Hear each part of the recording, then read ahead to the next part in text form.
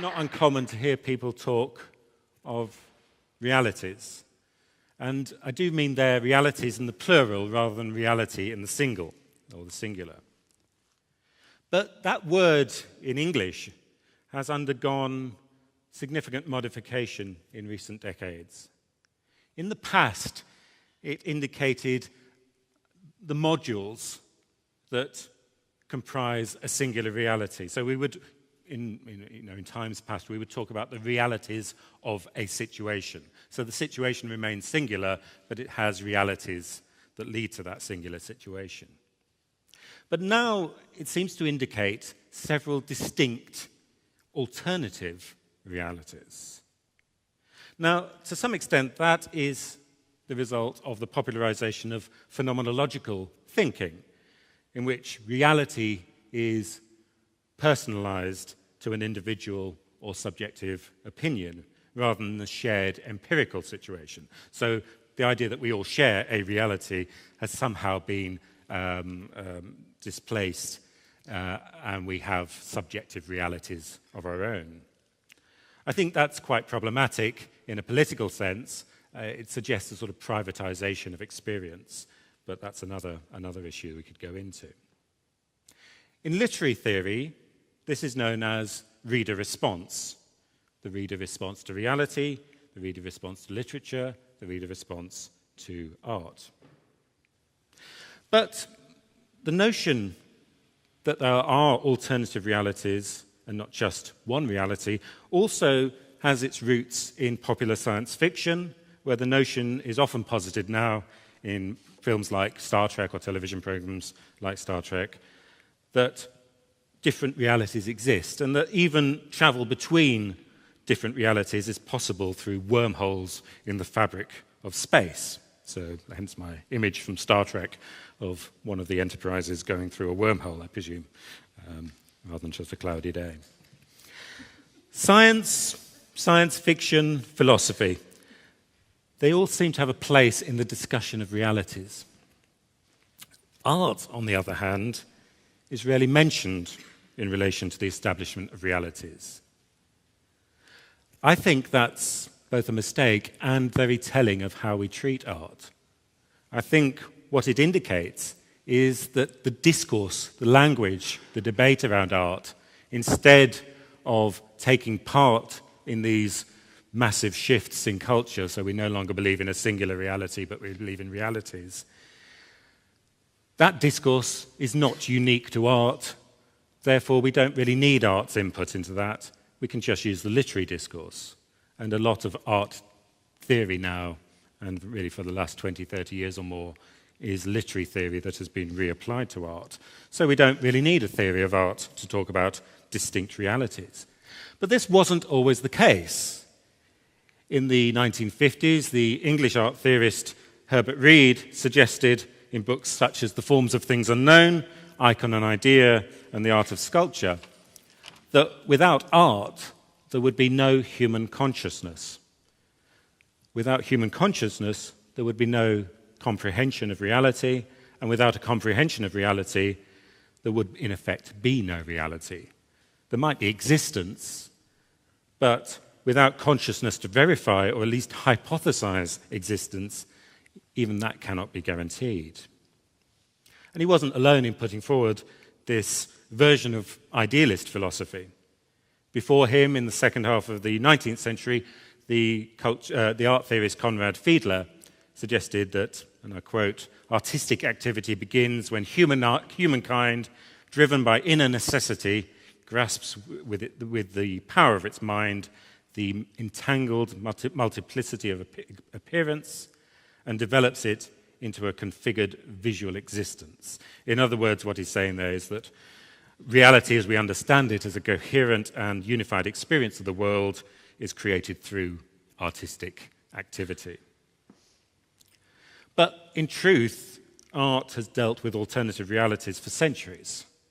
For example, in the Greek Orthodox Christian Church, to which I nominally belong, I was baptized into it anyway, a painting showing Christ or the Virgin Mary is not seen as simply a representation or signifier in that Barthian sense of the figure depicted. For Greek Orthodox Christians, a painted icon showing the Virgin Mary reveals the actual Virgin Mary to us. And because of that, we shouldn't think of the icon as just a picture. We should think of it more as a magical window between our reality, the reality of humankind, and the reality of the divine sphere, or perhaps we would call it heaven. Indeed, the German theologian Ernst Benz has called the Greek Orthodox icon a celestial window between heaven and earth. And so I think it's not too far-fetched to conceive of the icon as being almost like a wormhole in a science fiction film. It somehow connects two distinct realities. Well, that's quite an astonishing statement for the Orthodox painters to make. We need to acknowledge, we need to understand that they are making an assertion that this is a reality as real as our reality, not some hypothesized intellectual reality, maybe like Platonism. It is a reality. It is a thing in itself. If we have the next slide. I just threw this one in because the way the space is organized in the painting, it sort of gives the message of different distinct realities. You've got Earth there with this is Ivan the Terrible leading the soldiers on a sort of crusade, and then you've got heaven up the city of God up there, and you've got Saint Michael appearing in another space. So it's almost like bubbles of space opening up, alternative realities, and they are almost like wormholes. They're almost like the Star Trek thing in a way, and it's sort of, I know it's a silly connection, but I sort of like it, but it sort of makes a point. If you do the next slide. In the West, we tend to see icon as the opposite of reality. When we look at perhaps an image of Marilyn Monroe, a very familiar image of Marilyn Monroe, or Lady Diana perhaps, or now the Duchess of Cambridge, Kate Middleton, and we talk about it being iconic, we mean the representation. We do not mean, generally, the reality. For Greek Orthodox Christians, on the other hand, it's the icon that's real. So the reality which the Virgin Mary inhabits is a reality that is brought before us, not a fantasy that's brought before us. I think the second thing I'd suggest we take note of in that Greek Orthodox tradition is that the alternative reality of the icon, which, as I've said, could be heaven, it could be a spiritual world, it's certainly an alternative world, is an unknown. Now, that seems like a ridiculous thing to say in itself. How can it be unknown? We've just seen the Virgin Mary. That's not unknown. It's a figure. It's a human figure. It seems to be a female figure. Well, the icon is not seen simply as the visualization of the alternative reality, because the alternative reality is unknowable. It's so outside of our comprehension. How could we know it? We only get glimpses of it. The artist grabs form from it and makes that visible. But the notion of the whole form, the notion of the whole reality, remains in what the Orthodox call the divine darkness.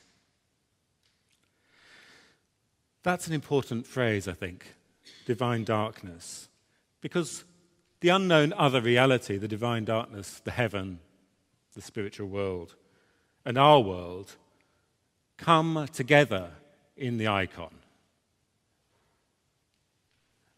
That point at which they meet is known to Orthodoxy as the point of hypostasis. It's a sort of intertidal zone between two opposing and different realities. But what I think is quite significant about that, what I think is very significant about that for artists, is that this is not realized through a rejection of materiality. It's realized through physical means. And again, this tallies with the thinking of Herbert Reed and Conrad Fiedler.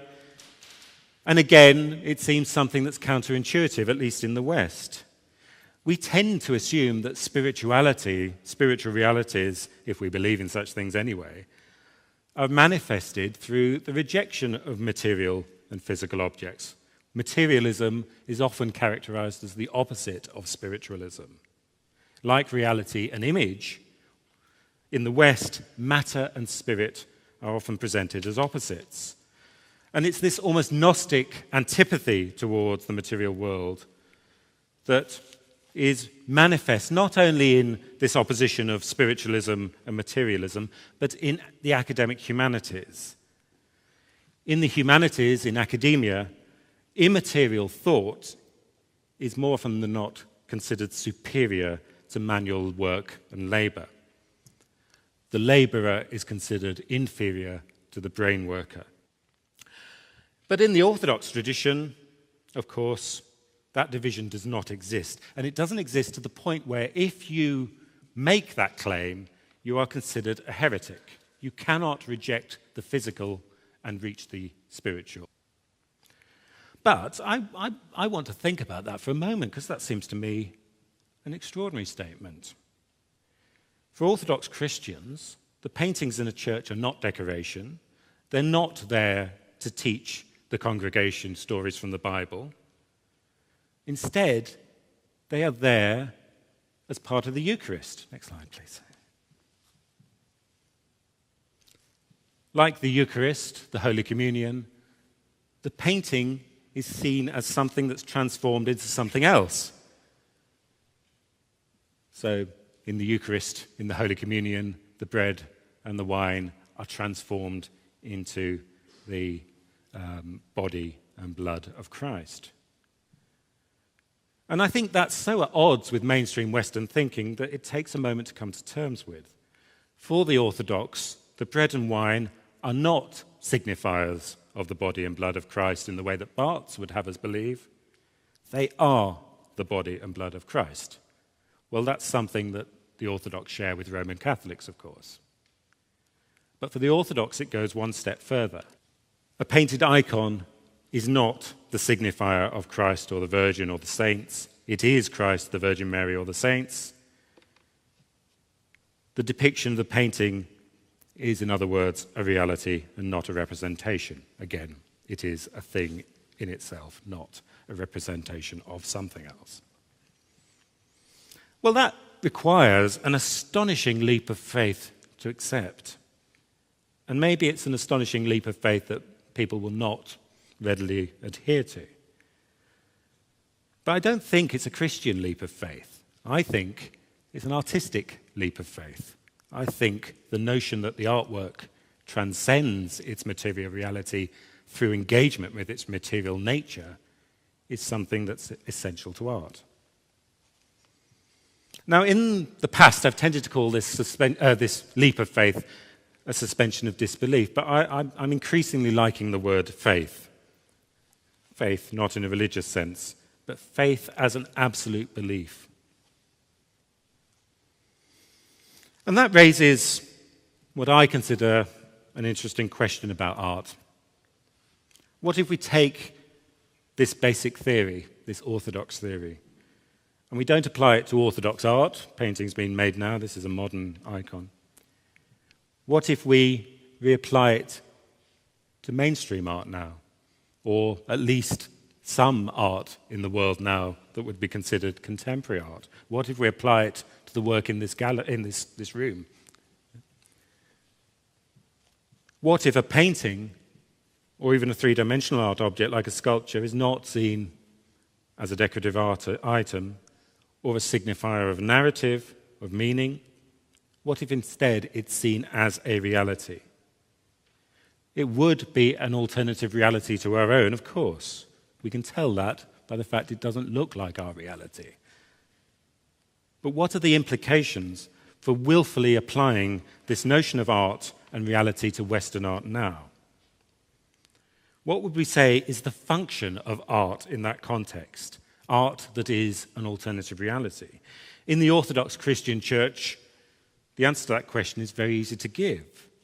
in Orthodox Christian art, the answer to that question is that the artwork, the painting, is a Eucharistic object, an object that's in a state of hypostasis between the spiritual reality and our reality. So it's rather like Holy Communion. It is there to save your soul. So are we saying, or am I saying, that in applying the same basic theory to secular art in the West, the function of art would also be to save the human soul, to heal a broken human existence? Now, of course, this kind of thing might be too difficult for modern sensibilities. The idea that a painted Madonna is really the Madonna, that might be too difficult for us to believe, because how sensible and rational we are in the West not to believe in such things. But what if we choose for a moment to believe in such things, to have faith in them? What if we take control of our faculties and choose to believe, rather than accepting the logic that is imposed on us that such things are impossible? What if we posit the impossible, imagine the unimaginable? Where would that act, not of losing control and becoming irrational, but taking control of one's own rationality, lead us? Well, to explain that story, to explain what I mean, let's have another story, a parable. I want you to imagine we're on a bus. The bus driver is taking us to where the bus company says we must go. And no amount of protest or reason from the passengers will persuade him to deviate from the bus company's route. In fact, if we passengers complain too much, the driver pulls a gun on us and orders us to sit down. Occasionally, he even shoots some of the passengers, so we know he means it. Welcome aboard Capital Buses. In the neighbouring town, they run their buses differently. On Vanguard buses, a proletarian committee set up by some of the more vocal passengers decides on the destination of the bus, this time acting in the best interests of all the passengers. Of course, some of the passengers still disagree with the destination, but they are either locked in the boot or they're shot, but this time for their own good. A little further away, I've heard of the town of Liberty. And there they have a bus company called Freedom Buses. And with Freedom Buses, everyone has their own bus. They can drive it wherever they want, and they can even customize it if they want to. Freedom Buses has the slogan, "Freedom is the way to liberty." But what if we don't want to be on the bus? What if we say, "To hell with buses, stop the bus, I want to get off"? But how is it possible to get off the bus? Asks Capital Buses and Vanguard Buses and Freedom Buses. There is only the bus. Well, perhaps the rider to this parable is the question, why do you want to get off the bus? Well, for many Christians, anarchists, and I'd suggest many artists, getting off the bus of culture, and seeing what's outside the bus, what is outside known culture, has long been very important. Getting off the bus and facing the divine darkness. Culture, we know, is an existing reality. It's that which is already known. So whatever lies in the divine darkness outside of culture is unknown, undefined, waiting to be brought into existence. Inside the bus, we find the forms of things well known. Outside it, we find the forms of things unknown. But how is it possible to get off the bus? Ask Capital Buses and Vanguard Buses and Freedom Buses. There is only the bus. Before anarchism was properly named and effectively defined, a French proto-anarchist called Charles Fourier, writing in the early years of the 19th century, tried to imagine what a world would be like following a social revolution. In other words, he tried to imagine what it would be like if we got off the bus. Well, following a social revolution, Fourier suggested not only would political relationships change, but the nature of reality would change. That is one of the most difficult concepts to understand in political circles. The concept in utopian politics that we don't just change politics, we change reality. We assume that reality is a permanent feature, so the notion that reality might change is very difficult to grasp.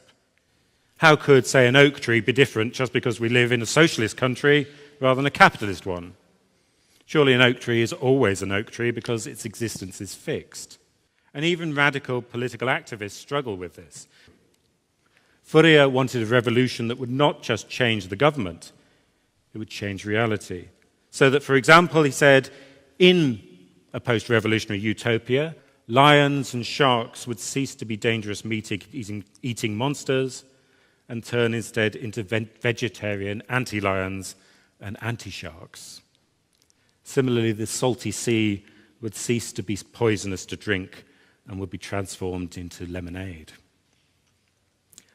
Well, that sounds mad. But it's the point about alternative realities. They're not like our own reality. They appear like fantasy, like magic, like madness. They transform our reality as dramatically as turning bread and wine into human flesh and blood. So perhaps Fourier didn't mean or believe that lions and sharks would become anti-lions and anti-sharks and the sea would turn to lemonade. But perhaps he did. Perhaps the faith of Fourier was so strong, he believed. He suspended his disbelief. No one really knows, to be honest. But however, even if he was wrong on the specifics, the point we should take from that is that the nature of a revolutionary world is surely that it should be revolutionarily different to a non-revolutionary world. It's not just like our world, but with a new management in charge. And of course, it's not difficult to see parallels between Fourier's vision of utopia and the utopia of the Garden of Eden. But in saying that, we have to acknowledge that Eden is also not simply a place on earth. It's a locked space, separate from our space. We should conceptualize Eden as a locked reality. The Bible says in Genesis chapter 3:24 that Eden is guarded by a terrifying angel, a cherubim, with a face that looks in all directions and who guards the entrance to Eden with a sword of fire. It's in this division between two states, two realities, that I believe we find the question, what is the nature of art? We seem to have here a notion that the known world, the world of human culture, is set against the unknown world. So the question is, as an artist, do you attempt to visualize the known world, culture, or the unknown world, the forms in the divine darkness? In the case of the novelist Émile Zola, the answer was very clear. Despite the insistent modernity and realism of his novels, Zola was adamant that he was not holding a mirror up to society, not holding a mirror up to culture. To do so would not be to create art. My art, wrote Zola, is a negation of society, an affirmation of the individual, independent of all rules and all social obligations. And then he added a really telling phrase in light of what I've just said: we artists are in heaven and we're not coming down. The rejection of culture, next slide, also informed the work of the British sculptor Eric Gill, a known anarchist. Gill wrote, "Culture is dope. It's a worse dope than religion. For even if it were true that religion is the opiate of the people, it's far worse to poison yourself with culture than being poisoned. To hell with culture. Culture is a thing added like sauce to stale fish." To hell with culture, says Gill. Well, that phrase became the title of an essay by Herbert Reed in 1943, and then the title of his book, To Hell with Culture, in 1963. and in direct homage to Reed in 2005, two more anarchist writers, Gustav Klaus and Stephen Knight, used the title again, To Hell with Culture. Well, what a long life for a simple phrase. To hell with culture, to hell with culture, to hell with buses. Like Zola, Gill and Reed suggest rejecting culture with its known parameters is necessary to realize art with its unknown mysteries. Now, with all of this, I'm not trying to persuade you to go to church and repent your sins, although I do feel like I'm an old-time preacher up on the pulpit. I'm certainly not threatening you with fire and brimstone. But what I am trying to suggest is that that the notion that there is only a predetermined structure to reality, which we might call culture, or we might call a bus, is not the only way to conceptualize existence. The belief in an inescapable predetermined structure is an ideology, one that has its roots in Marxist cultural studies. And because it is an ideology, it's little more than a belief system. And it's because it's a belief system, we do not have to believe in it. But I admit it's a very widespread belief system. Now, Marxist art history is, of course, a legitimate way to study art, and it forms an approach or methodology that can be used by anyone. Indeed, its use is so widespread now that its Marxist origins are often no longer recognized, remembered, or acknowledged. The idea that we're trapped on the bus, that we're wholly within culture, that there is nothing outside of culture, which was once a radical Marxist statement on the nature of being, of existence, and therefore of art, is now the mainstream. It's now so normal, so safe, that it can even be studied by would-be princesses. For example, Kate Middleton, the future Queen of Great Britain and Northern Ireland, studied a Marxist form of art history, all without raising an eyebrow. So for all its claim in the last century to be radical and revolutionary, this approach to art is in fact deeply conservative. It's conservative because it's become mainstream, but it's also conservative because it says we are trapped. We're trapped in a framework. We're stuck on the bus. We're stuck in culture. Well, you might think that none of this really matters, but there really are serious implications that stem from the idea that we are trapped. It was the English philosopher Thomas Ernest Hume, writing before the First World War, who summed up the problem, the position, I suppose. According to Hume, there are two types of people in the world. There are those who consider human nature to be like a well, mysterious and perhaps infinitely deep, full of possibilities. And there are those who consider human nature to be like a bucket, which is to say, fixed, finite, and limited. The idea we're wholly and inescapably within culture is to see human nature as being like a bucket. So if you think none of this matters, then what you're actually saying is that it's all right to be trapped in a bucket. And that's your right to think that. But let's think about it another way, again with another story. Two children are playing on the beach. One of them sits holding his bucket in his hands. The wide-open beach with its golden sands and rock pools, the candy floss cellar and the Punch and Judy show are all unknown to this little boy, because all he does all day is stare into his bucket, hoping something interesting will appear in it. And because nothing ever does appear in it, he becomes miserable, sad and bitter. The other child doesn't have a bucket. Instead, she runs up and down the beach all day, digging up things from the stand, finding strange creatures in the rock pools, eating candy floss, and laughing at the Punch and Judy show. Her world is infinitely varied, and she's filled with the joy of life. So which would you rather be? The boy with the bucket or the girl running up and down the beach? Well, I attended a university art department at the University of Leeds in England that was overtly and unashamedly Marxist. That's something that seems very strange, I think, to students and others perhaps now, the idea that a university department could have an overt and publicized political view. But from the 1960s, late 1960s until the 1990s, it was relatively common, at least in Britain. So at Leeds, we were taught that human nature is defined by human culture, that that this forms reality for human beings, and there is no escape from this reality. We are in the bucket, or looking in the bucket, perhaps. All we can try to do, as artists and as critics, is try to understand that reality. But what really bothered me was the debilitating effect it had on the fine arts students in the studios. It undercut the very motivation for most of them had for wanting to become artists in the first place, namely to be creative.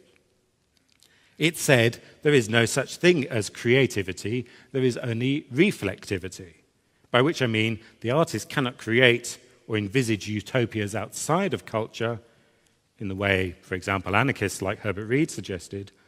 All they can do is rearrange the signifiers of existing cultures in different ways, or culture in different ways. Or we might say all they could do is reflect culture in a Barthian sense, hence not creative, reflective. Well, the logic behind this was clear.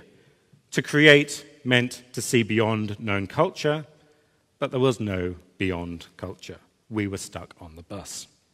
Evidence of how debilitating this was for supposed studio practice art students became graphically clear a few years after I had left the university, when the fine arts students staged two events that caused a bit of a media storm in England. The first was in 1998, when the students obtained a financial grant for their end-of-year show, and then leaked a story to the newspapers that suggested they'd actually spent the money on a holiday in Spain. The story was false, of course, but it was widely reported in the newspapers and on television and on the radio. And then that reportage, the fuss, was presented by the students as their work for their final show.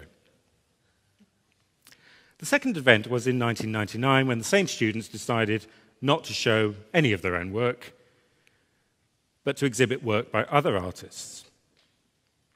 Now, it's important to recognize that this was not a degree course in curatorial studies. It was, of course, a course which, even in a Marxist art department, claimed to be designed to encourage students to understand and produce art. So staging a show by other people's work was really a conceptual statement that suggested the making of art, in other words, creativity, was not really possible. Indeed, the students admitted as much. One of them, John Crosley, told the Times Higher Education Supplement, "This art course is a very loose one with no real criteria." So far, so good, we might think. That's its strength, he said. The tutors don't tell you what to do, but they still assess your work, your practical product, and in a way, this has immobilized us into producing nothing. That's a very nihilistic statement, and I'm not sure I can really accept the joy of Mr. Crosley at having been immobilized by a course. But it's not just with art students we see this. Big names in the art world are also immobilized and trapped on the bus. At the moment in London, at the Whitechapel Art Gallery, there's a large retrospective of the work by the British artist Sarah Lucas. As one would expect, it includes Lucas's trademark self-portraits, such as this, Fighting Fire with Fire, and several of the food nudes, most notably 2 fried eggs and a kebab, comprising a kitchen table on which eggs and a kebab are set to look like breasts and a vagina. As well as breasts and vaginas, the room is also full of penises, and mechanical masturbating hands waving helplessly in the air in search of penises, and so on. But this phallocidal obsession becomes more evident in the second section of the show, located upstairs, where penises, both large and small, have been modelled in and cast in plaster and bronze. Now, if you like jokes about breasts and vaginas and penises, you'll probably find it quite amusing, at least for a little while. But it does start to pall. Not simply because jokes about breasts and vaginas and penises become a little repetitive. And as we all know, a joke told too often ceases to be funny. But because Lucas is emblematic of a far sadder story of artists in the late 20th century, in which the key theme is loss and disillusion.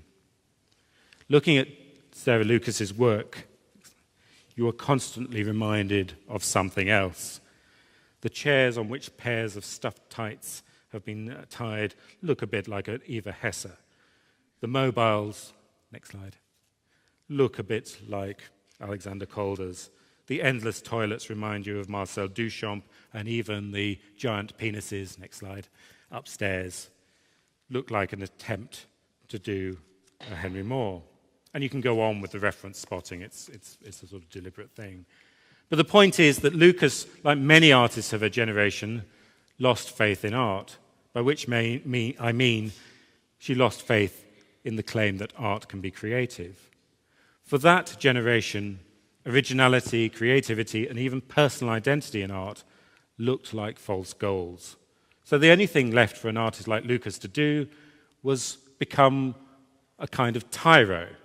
Now, a tyro in English cultural theory is, originally it was a sort of a youth who has confidence but not knowledge. But under Wyndham Lewis, before and during the First World War, in a novel called Tyro, it became not just a youth with confidence and no knowledge, but also an arrogant and sneering figure. So the tyro sneers, debases, is nihilistic. And so what I'm suggesting here is that Lucas and many of her generation are like tyros. They're like the miserable, sad and bitter boy on the beach staring into the bucket. Lucas longs to be like the artists of the 1950s and 60s who believed art could transcend the bucket of culture, and she even depicts herself as if she's one of them. But she has no faith in that vision of art that they had, and so all she can do is mock and sneer and debase. She cannot be truly creative because she does not believe in creativity. When it comes to her art, she really does appear to be an embittered nihilist. Well, the shocking thing about nihilism is how easily it plays into the hands of some of the most corrupting influences on society. It's notable, I think, that Lucas's show, for all its grunge, all its supposed radicalism, is sponsored by Louis Vuitton. The exhibition is, in effect, a glorification of fashionable grunge.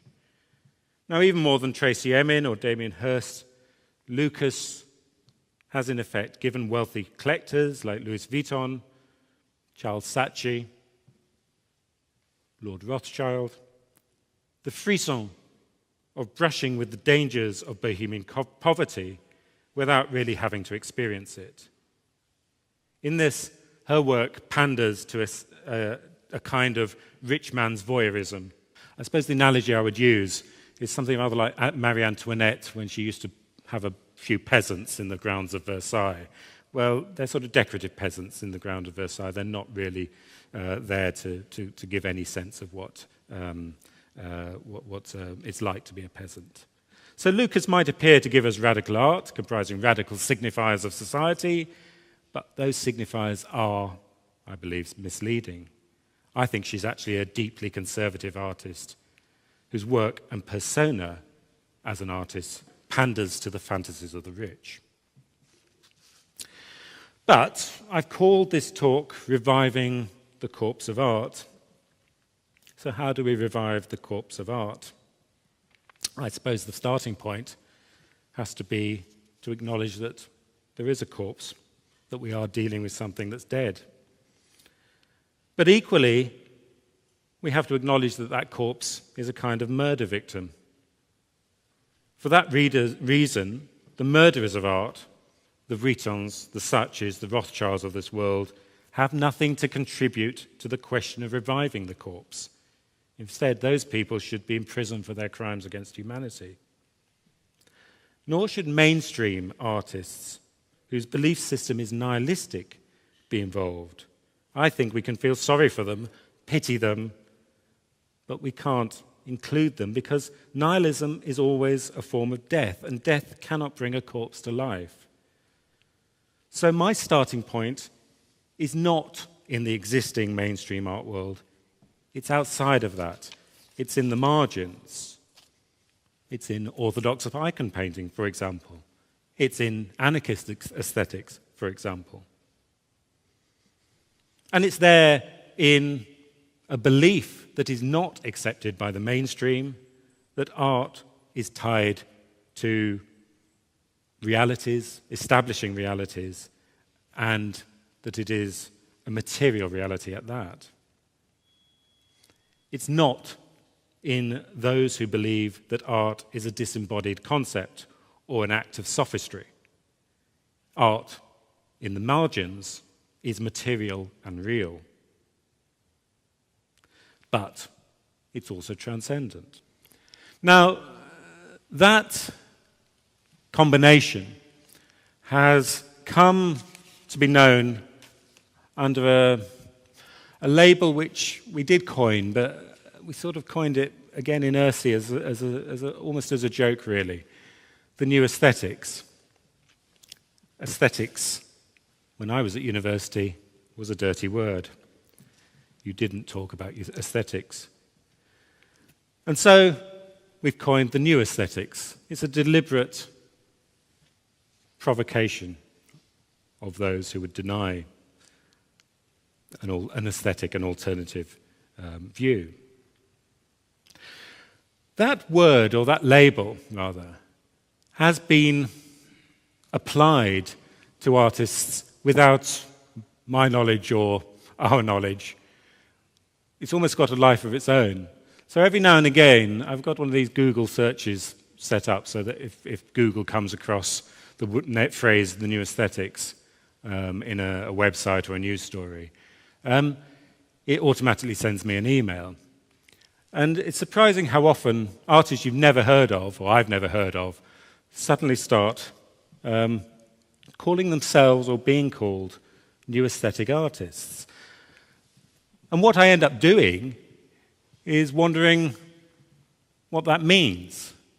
Because the new aesthetics is a very simple concept, that art is a material product, a material process, an engagement with materials, but at some point it gives up its material nature and leads us into an alternative reality.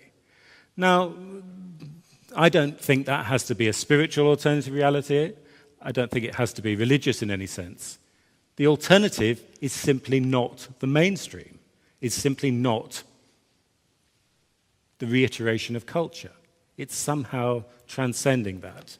So somebody like, I'm not sure how you even pronounce this, Kristaps Jelčis, I do apologize to any Latvians in the audience. I presume it's a Latvian name because he is based in Latvia.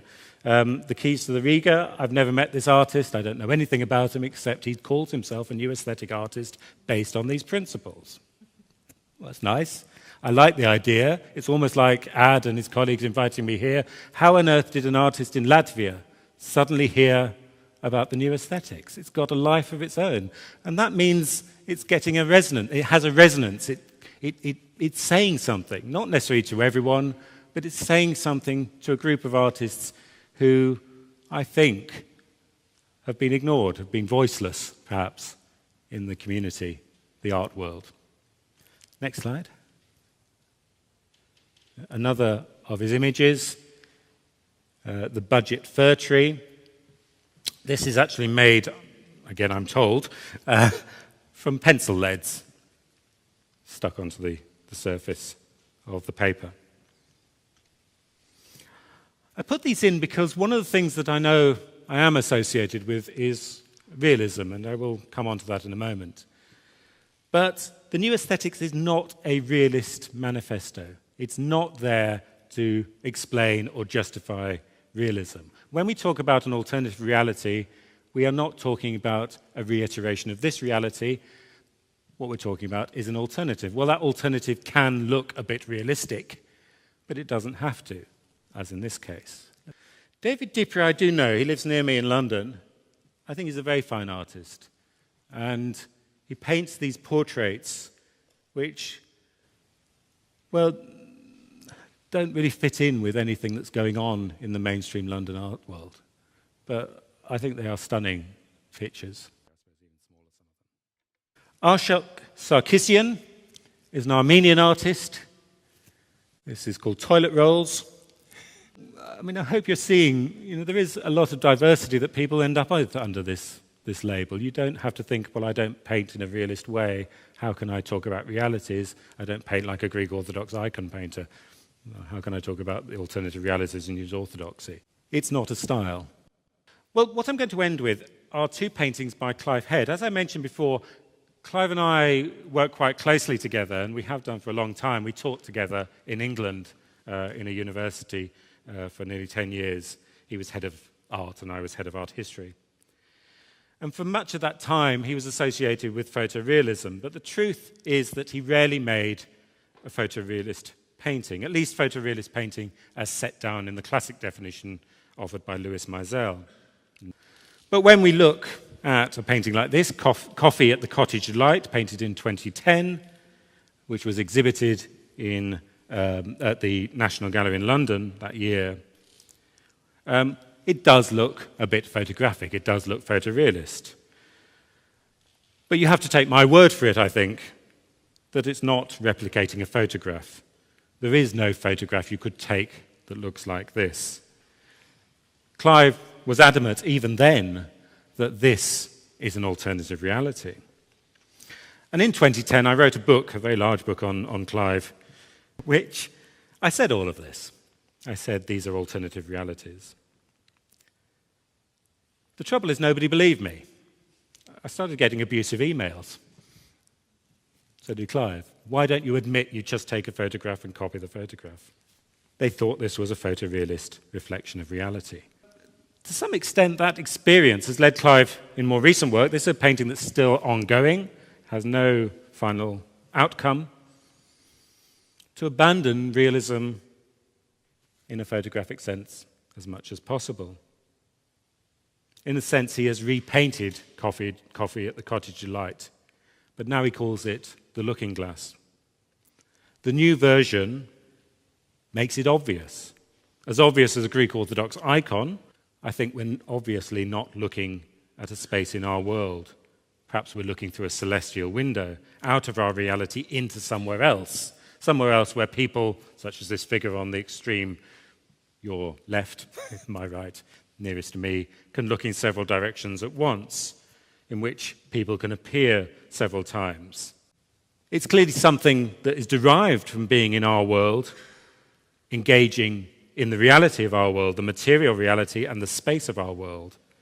But what is manifested through the act of painting and the open-ended act of painting, not knowing what the outcome will be, is not a reiteration of our world or its ideas or its concepts. It's a unique and one-time only response to that experience. In other words, it has the effect of transcending its source material, of becoming a somewhere else rather than a here. It is stepping off the bus, or at least trying to step off the bus. Maybe we should be qualifying it. Perhaps it's paradise, perhaps it's utopia. We can't know, of course. All we do know is that the painting is no longer a mirror and no longer mistakable as a mirror. It's more like Lewis Carroll's Through the Looking Glass, Alice Through the Looking Glass. It's clearly a bit like our world, but it's not our world. It makes the outside of the bus manifest, outside of culture manifest. And as even Clive admits, the excitement and dynamism that this creates of being freed from the conventions of our world, so that space, time, form, and color can operate outside of the conventions of both society and nature in that Fourier sense, is extraordinary. It's as though Clive is no longer looking into the bucket. He's running up and down the beach. He's trying to get off the bus. Perhaps he's got off the bus. And in so doing, is realizing not form that we know, but forms of things that are unknown. This is the basic theory of the new aesthetics. Well, as I say, the new aesthetic seems to be manifesting itself in very different forms, independently of me, in groups, almost like revolutionary cells from Italy and the United States to Britain, Australia, Armenia, who knows where else. Like revolutionary cells, so maybe it's a dangerous theory. It is a dangerous theory. I know so because the lady on in the centre right, your right, there, Dr. Penelope Curtis, told me that it's a dangerous idea. She is the director of the Tate Britain. I've known Penelope for 20-odd years, so she can say things like that to me. She said at an exhibition opening in London that perhaps the reason I have no success in having invitations to universities or talk to art students or anything like that is because my ideas are considered too dangerous. Well, I always feel a bit of a fraud with that because I don't see how this is dangerous. To me, this is what art is.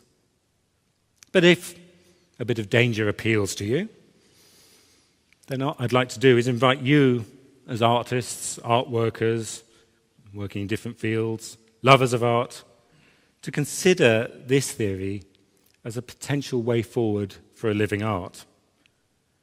No, not just a living art, a radical and dangerous living art that forces us to face the most terrifying thing in the world, the unknown. I'd like to invite you to get off the bus, to run up and down the beach, because to revive the corpse of art, we need to reanimate it, which I believe means we need to stop looking in the mirror and start entering the mysterious and unknown reality of the looking glass. Thank you.